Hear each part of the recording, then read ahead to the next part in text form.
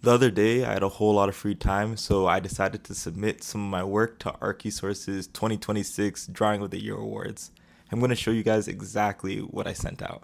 Before even submitting, I had to go back a couple years on their website just to see some of the previous awarded works, because, this is the stuff I saw in my undergrad at UFT, seeing like on their Instagram and on their website all these like sexy drawings. So I just had to get in the know.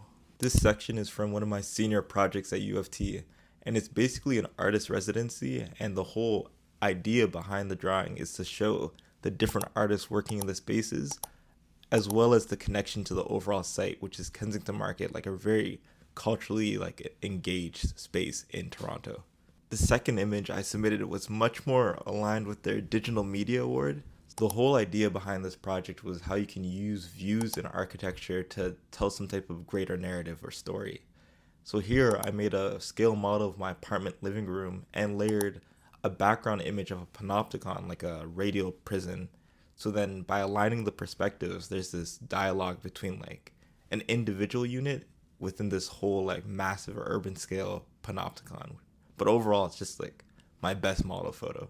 The last drawing I submitted was inspired by their mixed media category, and it comes from the same project the section came from. So I made this elevation drawing. This was the first elevation drawing, and it's great. It has nice line work. It has some people walking about, vegetation, a cool background. I like it, but it doesn't really feel very mixed media at all, right? It's just an Illustrator drawing. Using different media in one drawing as representation isn't something that's too like new to me. Even for my floor plans, for instance, I knew I needed easy to read, very legible, and moderately detailed floor plans, but I couldn't really activate them. They were really dead.